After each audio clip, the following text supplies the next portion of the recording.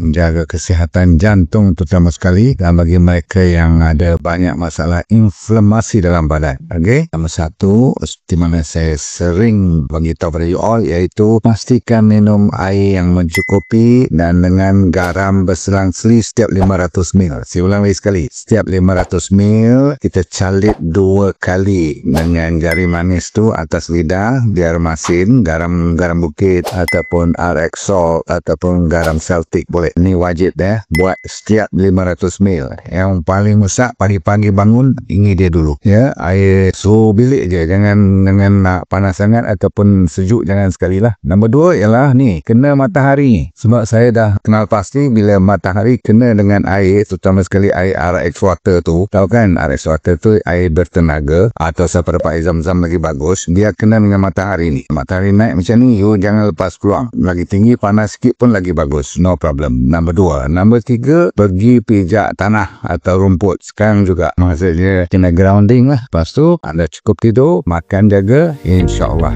beres. Bye.